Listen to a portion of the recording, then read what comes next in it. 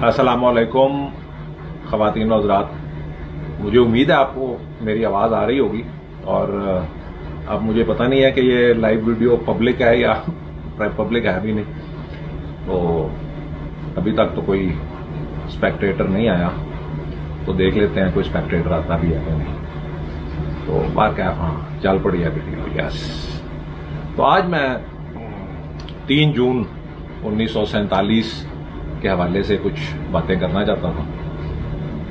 आज अफसोस है, हमें ना अपनी तहरीक आज़ादी का कुछ इल्म है, ना कायद आज़म मोहम्मद अली जिन्ना की जदोजहद का कुछ इल्म है, ना हज़रत अल्लामा इकबाल की सोच और फिक्र का कुछ इल्म है। हम मुकम्मल तौर पे भूल गए हैं कि हमने आज़ादी कितनी मुश्किल और कितनी तगोदो के बाद हासिल की थी। कायद आज़म को कितनी मेहनत करनी पड़ी थी और जोर लगाना पड़ा था, कोई आसान काम नहीं था। 3 जून को अंग्रेज और कांग्रेस पार्टी, 3 जून 1947 को अंग्रेज और कांग्रेस पार्टी, जो कि बड़े सगीर हिंदुस्तान में सबसे बड़ी सियासी जमात थी उस वक्त की, उसने ये मान लिया और ऐलान कर दिया कि मुसलमानों की एक अलहदा रियासत मार्ज़ वजूद में है। ये सही तरीका है इसको कहने का। आज हम उस सारे सिलसिले को या प्रोसेस को नहीं समझ रहे जो कि आज़ादी के, हमारी आज़ादी का सफर था।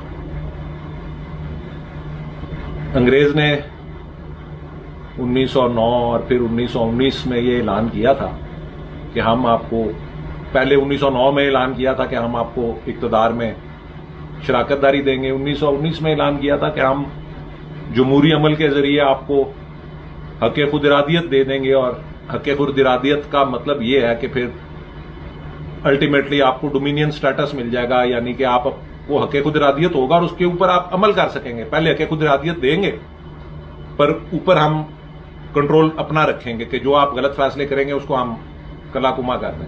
फिर एक मरला आएगा जब हम आपको मुकम्मल हक़ खुद इरादियत दे देंगे, आप जो मर्जी करना चाहें कर लें। ये अंग्रेज का प्लान था, अंग्रेज की स्कीम थी। अल्लामा साहब ने खुतबा इलाहाबाद में ये बात की कि हम मुसलमान एक अलहदा कौम है, अगर आप बड़े सगीर को हक़ खुद इरादियत देते हैं तो हम मुसलमान उस जमहूरी निज़ाम में हमेशा अक़लियत रहेंगे, हमें आज़ादी नहीं मिलेगी, हमारी गुलामी पुख्ता तार हो जाएगी। उसका हल हज़रत अल्लामा ने खुतबा इलाहाबाद में जो फरमाया वो ये था कि मुसलमान इलाकों को जो नॉर्थ वेस्ट इंडिया के हैं, पंजाब, केपी के, सिंध और बलूचिस्तान, इनको एक सूबा बना दो, एक यूनिट बना दो। ईस्ट जो पाकिस्तान था या बंगाल था उसको एक यूनिट बना दो। मुसलमानों को अलहदा कर दो, मुसलमानों को अलहदा अलहदा हक़ खुद इरादियत दो, उनको अलहदा हक़ खुद इरादियत दो। बंगाल वालों को, जो अब पाकिस्तान है, ये 4, और कश्मीर था, प्रिंसली स्टेट था, वो सूबा नहीं था, इन 4 सूबों को अलहदा हक़ खुद इरादियत। ये हजरत अल्लामा इकबाल का बुनियादी मुतालबा था खुतबा इलाहाबाद में। अलहदा हक़ खुद इरादियत का मतलब ही आज़ादी होता है। जब मुकम्मल हक़ खुद इरादियत मिल जाता है तो उसका मतलब होता है आज़ादी आपको मिल गई। आप अपनी मर्जी से ऐलान कर दें कि हम आज से आज़ाद हैं, तो अंग्रेज की हुकूमत खत्म हो जाएगी। 3 जून 1947 को अंग्रेज ने और कांग्रेस पार्टी ने, जो कि सबसे बड़ी सियासी जमात थी, जो कि सारे सूबों में सिवाय मुसलमान अक्सरियती सूबों के कांग्रेस पार्टी या उसके हलीफ कामयाब हुए। इवन यहां तक कि पंजाब में भी हुकूमत जो कायम हुई थी वो कांग्रेस पार्टी के साथियों की, यूनियनिस्ट पार्टी की हुई थी। हम मुसलमान, क्योंकि पंजाब एक बहुत बड़ा सूबा था, इसमें गैर मुस्लिम भी रहते थे, अगरचे 50% से ज्यादा मुसलमान थे, पर फिर भी गैर मुस्लिमों ने और मुसलमानों ने, कुछ ने, उनके खिजर आटेवाना साहब ने, उन लोगों ने, सारों ने, जो यूनियनिस्ट पार्टी के मुसलमान लीडर थे, उन सारों ने मिलकर हुकूमत कायम कर ली थी। पंजाब तक में मुस्लिम लीग की हुकूमत नहीं थी। पर 3 जून 1947 को लॉर्ड माउंटबेटन, जो कि तब वाइस रॉय था अंग्रेज का, उसने ऐलान कर दिया कि जी ठीक है, आज से हम सारी, उन्होंने बड़े मराहिल 1930 के खुतबा इलाहाबाद से लेकर 1947 की 3 जून तक एक बहुत लंबा और तवील सफर था। हजरत अल्लामा इकबाल ने वो मुतालबा और तसव्वुर तो पेश कर दिया था 1930 में, उसको अमली जामा पहनाना بہت ہی مشکل کام تھا. نہ ہی صرف انگریز سے ہم نے مقابلہ کرنا تھا, کانگریس پارٹی سے بھی مقابلہ کرنا تھا. جمہوری عمل کے ذریعے اپنی اکثریت ثابت کرنی تھی ان صوبوں میں جہاں پہ ہم علیحدگی چاہتے تھے. بڑے مراحل گزرے. کرپس مشن آیا, کیبنٹ مشن آیا. Cabinet mission plan Quaid Azam مان گئے اس وقت. انہوں نے کہا ٹھیک ہے ہمارے صوبے علیحدہ کر دو, ہمیں حق خود ارادیت علیحدہ دے دو, 10 سال کے بعد دیکھ لیں گے. نہرو نے کہا 10 سال کے بعد پھر جمہوری عمل کے ذریعے ہم میجورٹی میں ہوں گے, ہم دیکھ لیں گے ہم نے علیحدہ کرنا ہے یا ساتھ رکھنا ہے. تو 3 جون کو جب سارے دوسرے حربے کامیاب نہ ہو سکے تو انگریز اور کانگریس پارٹی مان گئے کہ یار لو تسی علیحدہ ہو جاؤ جو تسی کرنا ہے کرو. مسلمانوں کو, مسلم لیگ کو, قائد اعظم کو آج انہوں نے 3 جون 1947 کو, آج کی تاریخ کو انہوں نے اعلانیہ کہہ دیا کہ آپ آج سے ہم آپ کی اسمبلیوں کو علیحدہ کر دیتے ہیں, آپ کو علیحدہ حق خود ارادیت دے دیتے ہیں. جو حضرت علامہ اقبال کا خطبہ الہ آباد میں بنیادی مطالبہ تھا کہ مسلمان علاقوں کو علیحدہ حق خود ارادیت دو, ہمیں ایک یونٹ بنا دو, ویسٹ پاکستان والوں کو, ایسٹ پاکستان والوں کو ایک یونٹ بنا دو, ہماری جو مرضی حق خود ارادیت حاصل کر کے ہم کریں, ایسٹ پاکستان والے مسلمان جو مرضی حق خود ارادیت حاصل کر کے کرنا چاہیں وہ کریں, اور جو سینٹرل انڈیا ہے جو غیر مسلم ہے وہ اپنی مرضی کریں, سیکولر ملک بنانا ہے ملک بنائیں, جیسا ملک بنانا ہے بنائیں. یہ علامہ اقبال کا بنیادی مطالبہ تھا. 1930 سے وہ سفر شروع ہوا. 1940 میں وہی باتیں قرارداد جو حضرت علامہ نے پیش کی تھی 1930 میں خطبہ الہ آباد میں, وہی قرارداد 1940 میں قرارداد لاہور کے نام سے 23 مارچ کو 1940 کو 24 مارچ کو 23 اور 24 مارچ کو مسلم لیگ کی جو مین کاؤنسل تھی اس نے منظور کی. اس کے بعد یہ سلسلہ چلتا رہا. ہم نے 1946 کی الیکشنز میں حصہ لیا مسلم لیگ نے, سندھ میں اکثریت حاصل کر سکے, بنگال میں ہم نے اکثریت حاصل کی. 2 صوبے تھے جن میں مسلمان اکثریت حاصل کر سکے. KPK میں جن کو کچھ لوگ, خیر اب میں اس پہ نہیں اس وقت شروع کرنا چاہتا, باچا خان اور اس کی پارٹی کے بارے میں باتیں. KPK میں انہوں نے حکومت قائم کر لی. انہوں نے کہا جی ہمیں پاکستان میں نہیں شامل ہونا, ہم نے پختونستان بنانا ہے. یہ پختونستان یہاں سے شروع ہوا. بعد میں وہی لوگ محترمہ فاطمہ جناح کے ساتھ ان کے سپورٹر بن کے آ گئے تھے, جس پہ فوج نے کہا تھا کہ جی محترمہ کے ارد گرد سارے غدار ہیں. باچا خان کو اس لیے کہا گیا تھا. اینی وہ علیحدہ بات ہے, میں اس میں نہیں پڑھنا چاہتا. KPK میں مسلم لیگ میجورٹی حاصل نہیں کر سکی تھی. باچا خان کی پارٹی نے حکومت بنا لی تھی. لوگ ادھر کے مسلمان تھے. وہاں پہ انگریز نے ریفرینڈم کرایا, 94% میرا خیال ہے یا 90% سے زیادہ جو آبادی تھی اس نے ووٹ دیا کہ ہم نے پاکستان میں شامل ہوں. KPK بھی آ گیا. جب انگریز نے دیکھا کہ یہ اکٹھے نہیں رہ سکتے, ایک اسمبلی میں نہیں بیٹھ سکتے, نہیں بیٹھنے کو تیار, مسلم رہنما 9 دسمبر 1946 کو پہلی آئین ساز اسمبلی بلائی گئی ہندوستان کی, متحدہ ہندوستان کی. مسلم لیگ نے بیٹھنے سے انکار کر دیا. انہوں نے کہا ہمیں علیحدہ اسمبلی بناؤ ہماری, ہمیں علیحدہ حق خود ارادیت دو. بڑی چیزیں بیچ میں آئیں, پر بالآخر 3 جون کو کانگریس پارٹی اور انگریز حکومت مان گئے کہ ٹھیک ہے ہمیں آپ کا مطالبہ قبول ہے, اور کوئی صورت ہمیں نہیں اس میں نظر آتی. اور یہ اعلان انہوں نے کر دیا کہ ٹھیک ہے ہم 2-3 مہینوں میں آپ کو مکمل علیحدگی دے دیں گے, 2 علیحدہ ڈومینینز بنا دیں گے. ایسٹ پاکستان اور ویسٹ پاکستان اوریجنلی حضرت علامہ نے کہا تھا کہ ان کو علیحدہ علیحدہ حق خود ارادیت دے دو, ان کی مرضی وہ جو کریں. ایسٹ پاکستان والوں نے ہمارے ساتھ شامل ہونے کا اندیہ دیا, وہ ساتھ ہمارے شامل ہوئے. ہمارے بھائی مسلمان تھے ہیں. آج میں کل وہ دیکھ رہا تھا پاکستان کی پہلی آئین ساز اسمبلی کی روداد. میں نے دیکھا کہ جناب شہید ملت نوابزادہ لیاقت علی خان پاکستان کے پہلے وزیر اعظم ایسٹ پاکستان سے منتخب ہوئے تھے, بنگال کی مسلم سیٹ سے منتخب ہوئے. اتنی اس وقت مسلم لیگ کی مقبولیت تھی مسلمانوں میں کہ ایسٹ پاکستان والوں نے ایک, میرا خیال ہے نوابزادہ شہید ملت کا تعلق ویسٹ پنجاب سے تھا یا ایسٹ پنجاب سے تھا جو آپ انڈیا میں ہے, انہوں نے ایک پنجابی کو بنگال والوں نے سیٹ دے کر وہاں سے کامیاب کروایا.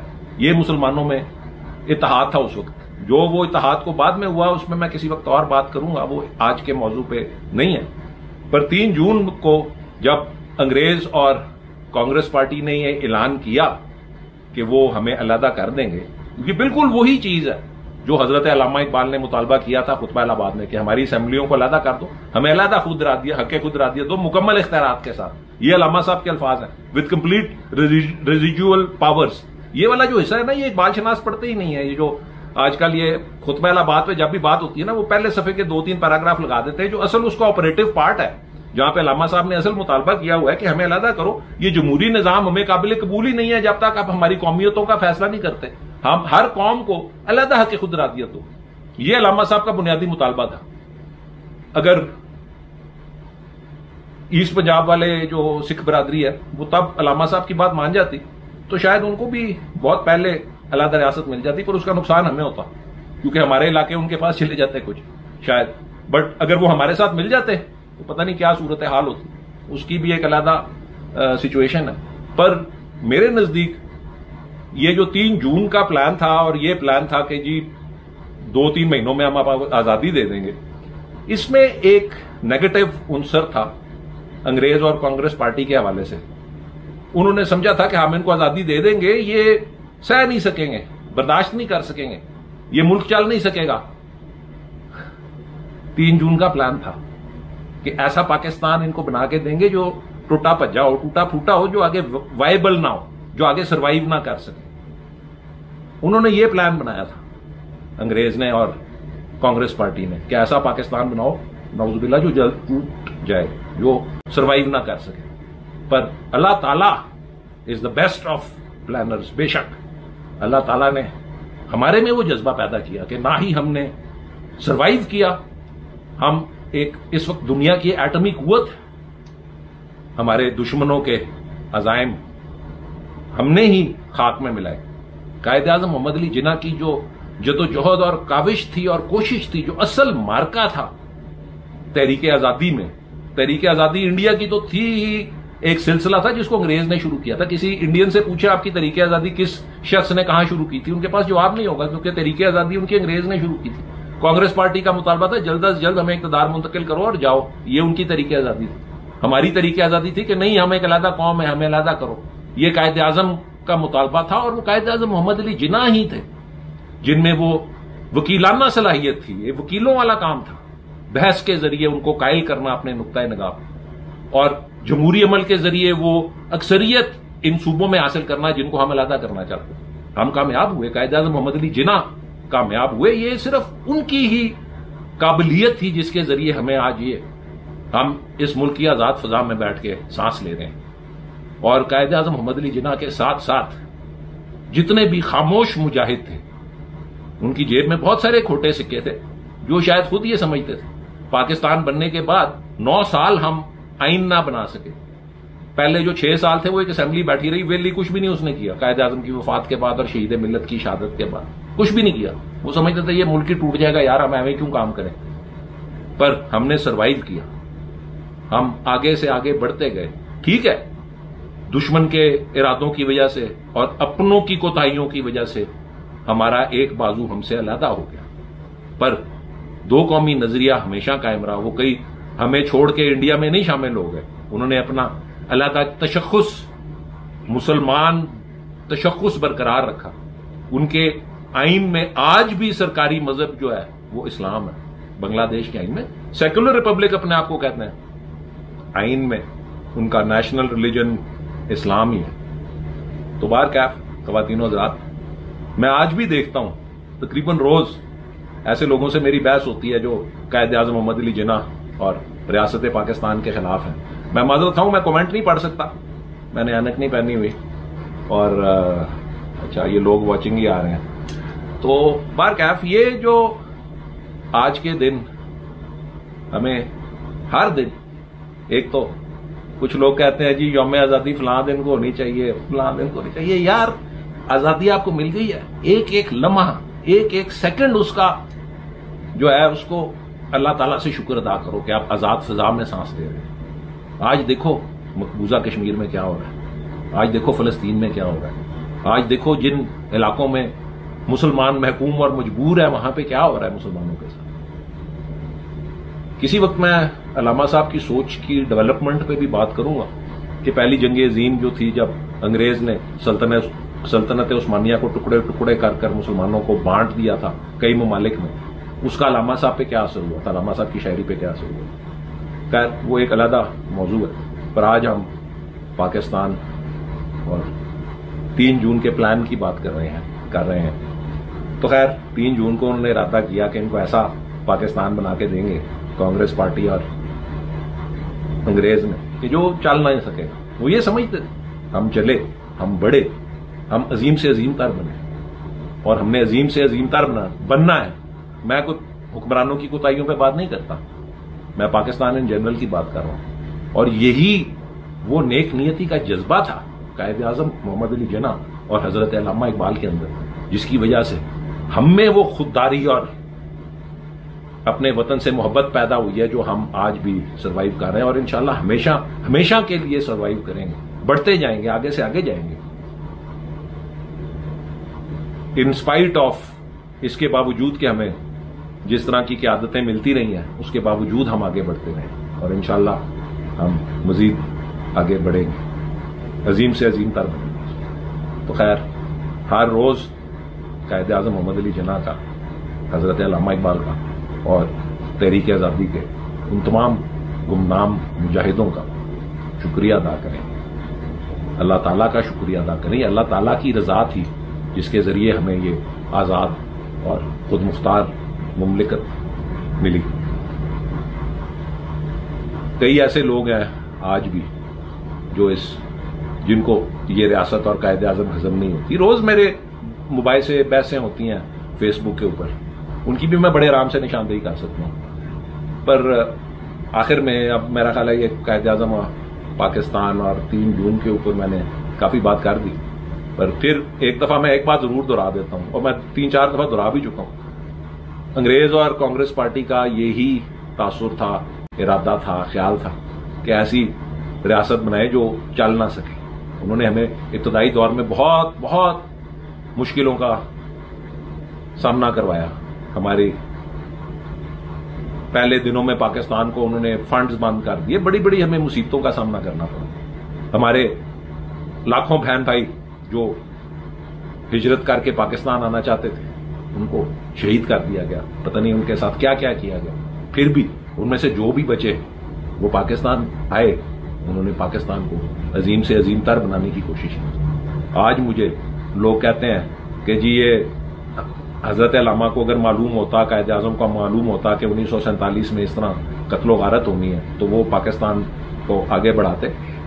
ये बात याद रखें, बहुत अफसोसनाक और अंदोनाक वाकयात थे 1947 के, पर उससे एक चीज वाज़े और अया हो जाती है, वो ये कि वो जो 2 कौमी नजरिया था वो दुरुस्त था। सर सैयद ने 1800 कुछ में तकरीर की थी कि जितनी देर अंग्रेज सर पे बैठा हुआ है तो यहां पे अमन व अमान है, जिस तरह अंग्रेज जाएगा मुसलमान और गैर मुस्लिम एक दूसरे के गले पे छुरियां लेके बैठे होंगे। 1947 में जो कत्लो गारत हुई थी वो किसी सियासी बुनियाद पे नहीं हुई थी, वो सिर्फ और सिर्फ मजहबी बुनियाद पे हुई थी कि हम मुसलमान थे तो हमारी रिश्तेदारों को मारा गया, हमारे साथियों को जो इंडिया से पाकिस्तान आ रहे थे उनको तहे तह किया गया, कत्ल किया गया, औरतों की इस्मत दरी की गई, लूटे गए। जिस तरह भी थे, जो भी उनमें से पाकिस्तान पहुंचे, उनमें हुब्बुल वतनी का जज्बा पाकिस्तान में रहने वालों से शायद ज्यादा। एनीवे, मुझे अफसोस है जो तब हुआ, पर अगर 1947 में लादा हम ना होते तो इस इलाके, इस खित्ते और ईस्ट पाकिस्तान के मुसलमानों का उससे भी बुरा हाल होता, उससे भी ज्यादा कत्लो गारत होती, शायद इस खित्ते में वो किसी मुसलमान को ना छोड़ते। एनीवे, आखिर में फिर मैं हजरत अल्लामा की यही नज़्म जिसका एक शेर मैंने लगाया वो मैं आपको पढ़ के सुनाना चाहता हूं। और मुझसे अक्सर लोग सवाल पूछते हैं कि हजरत अल्लामा की तशरीहात के बारे में मेरे क्या ख्यालात हैं। बात यह है कि जो 2 सबसे बड़े शरह करने वाले थे अल्लामा इकबाल साहब की जिंदगी में, जिनका उनसे थोड़ा बहुत राब्ता था, एक बात आप ज़हन में रखें कि हजरत अल्लामा ने अपनी जिंदगी के, हजरत अल्लामा ने अपनी जिंदगी के, ये ज़हन में रखें, हजरत अल्लामा ने अपनी जिंदगी के आखिरी सालों में 3 या 4 साल जो थे ان میں ان لوگوں کو بالکل ہی ملنا بند کر دیا تھا جو کہ قائد اعظم محمد علی جناح اور علیحدہ ریاست کی تحریک کے خلاف. اب میں ان کا نام لیتا ہوں یہاں پہ تو ان کے ایک فرزند ایک صاحب کے میرے فیس بک میں ہیں، وہ ناراض ہو جاتے ہیں، دوسرے کے پیروکار میری فیس بک میں ہیں، وہ ناراض ہو جاتے ہیں. پر میں یہ کہنا ضروری سمجھتا ہوں کہ جو دو بنیادی شرح نگار تھے وہ دونوں علیحدہ ریاست کے مطالبے کے خلاف تھے. دونوں حسین احمد مدنی کے پیروکار تھے. جو اصل جو لڑائی تھی وہ یہ تھی کہ انگریز اور کانگریس پارٹی اور ان کے جو پیروکار تھے وہ کہتے تھے کہ قومیں وطن سے بنتی ہیں. حضرت علامہ اقبال کی ویو تھی کہ نہیں، قومیں مذہب سے بنتی ہیں، ہم مسلمان ایک علیحدہ قوم ہیں. انہوں نے کہا نہیں جی، تسی پنجابی ہو، بلوچ ہو، پٹھان ہو، انڈین ہو، فلانے ہو، بنگالی ہو، آپ اپنے علاقے کی قوم سے ہیں.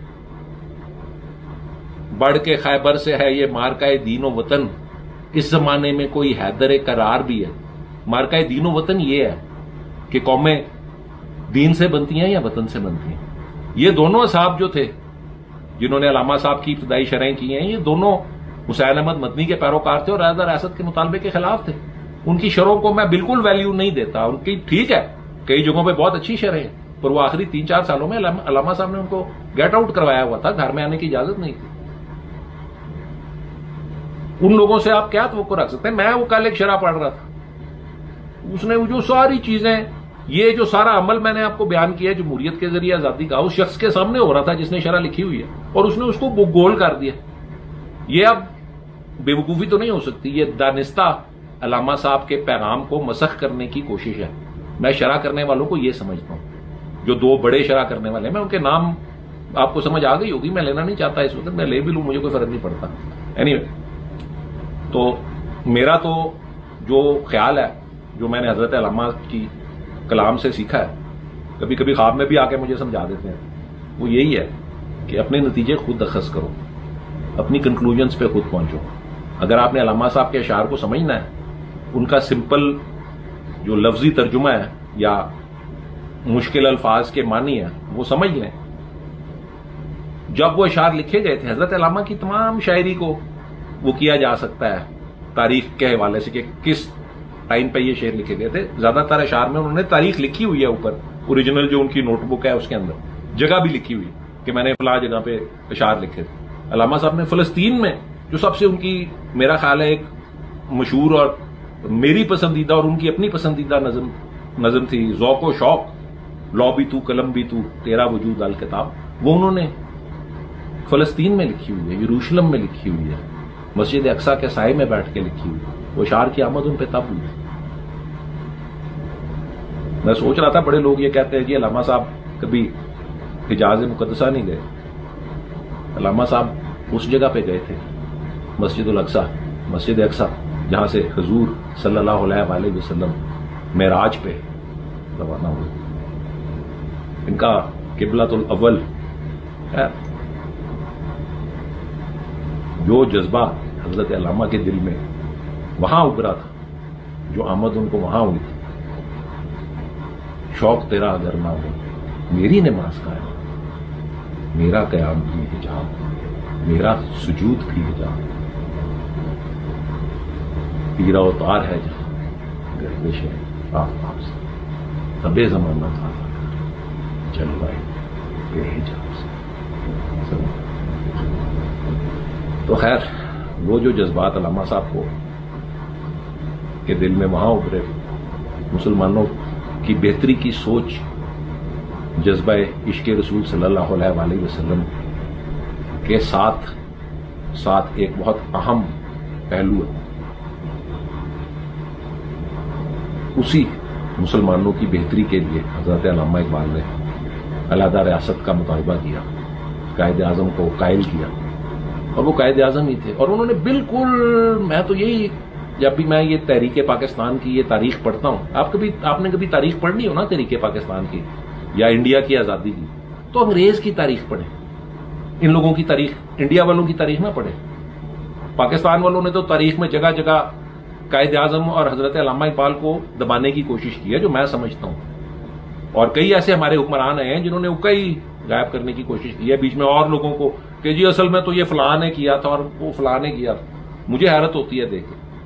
کہ یہ کس طرح کے عجیب علامہ اقبال اور قائد اعظم کے دشمنوں کو کہتے ہیں کہ جی اصل میں پاکستان انہوں نے بنایا تھا، یہ تو ایویں بیچ میں آ گئے. اس طرح کی لوگ باتیں کرتے ہیں. مجھے افسوس ہے اور مجھے پتا ہے اس کے پیچھے کون ہے. خیر ان ساری باتوں کو چھوڑیں. علامہ صاحب کی ایک کمال قسم کی نظم پڑھتے ہیں. ہاں چلے. یس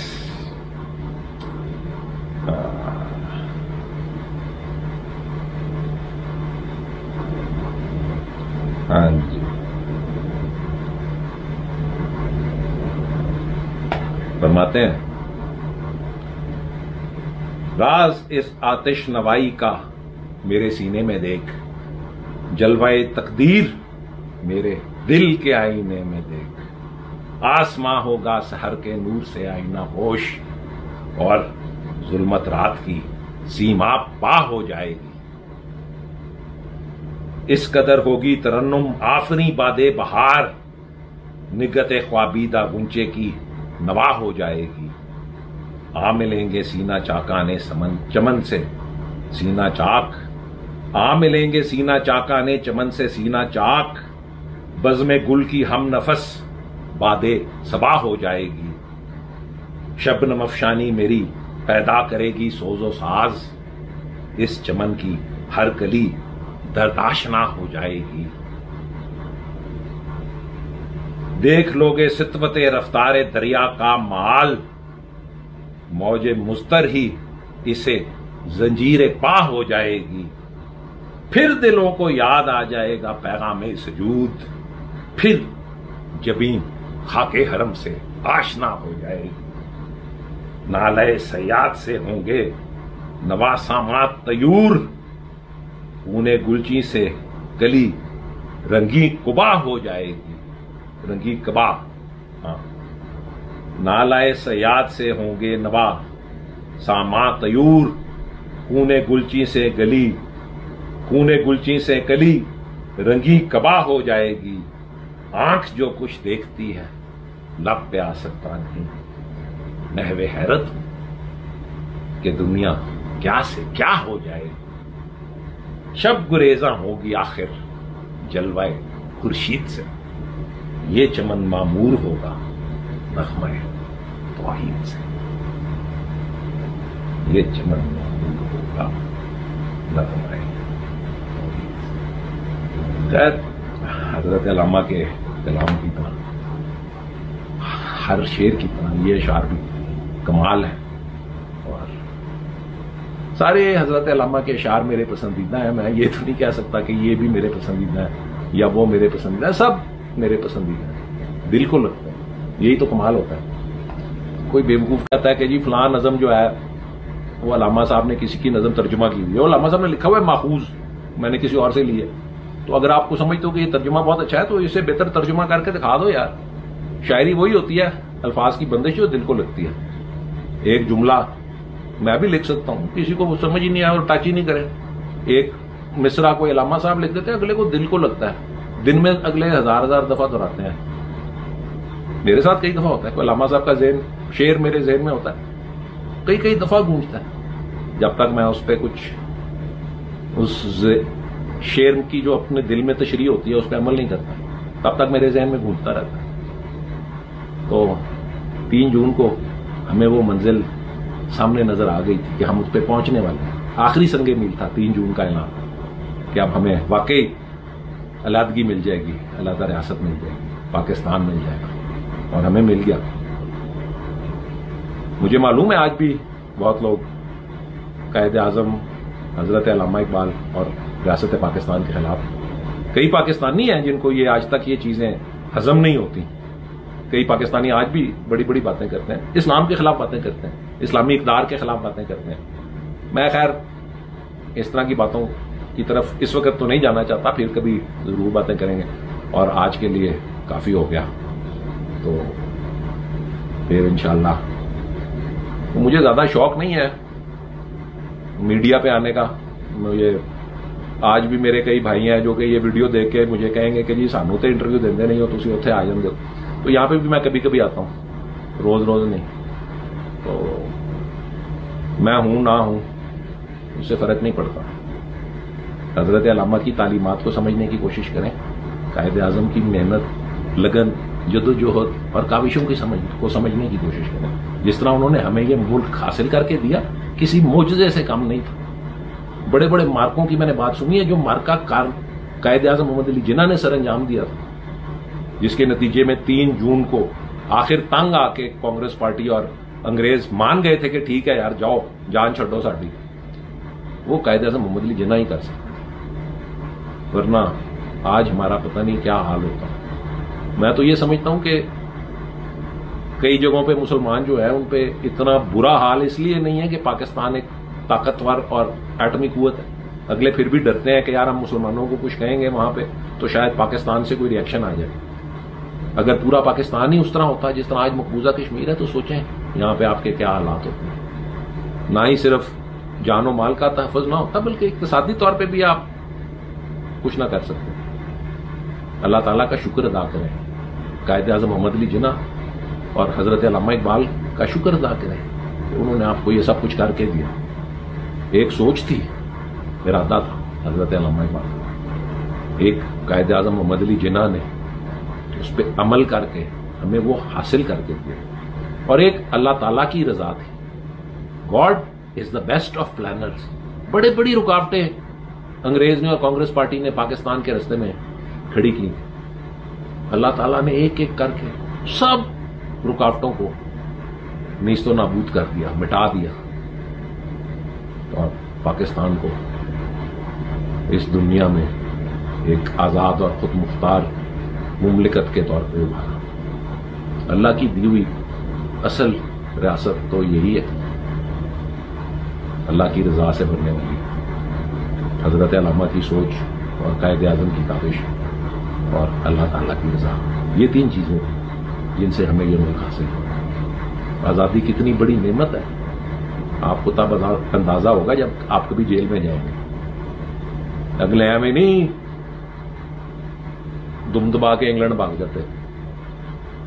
ایک دن جا کے آپ کو کوئی کہے نا کہ یار آپ اس کمرے سے باہر نہیں نکل سکتے، آپ کو لگ پتا جائے، چاہے اس کمرے میں آپ آزادانہ کتنی دفعہ آتے جاتے نا.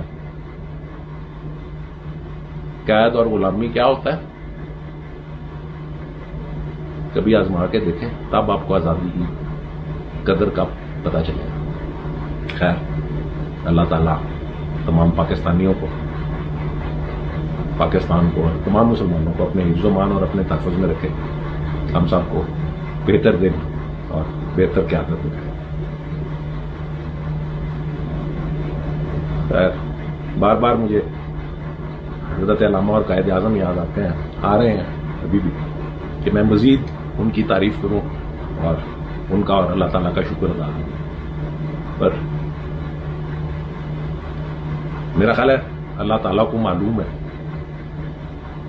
کہ اندر سے ہر پاکستانی، نہ ہی صرف میں، ہر پاکستانی کتنا ممنون ہے قائد اعظم محمد علی جناح اور حضرت علامہ اقبال اور اللہ تعالیٰ کا کہ آج ہم اس ملک کی آزاد حصہ میں سانس لے. خوش رہیں، اللہ تعالیٰ آپ سب کا حامی و ناصر. پاکستان پائیدار.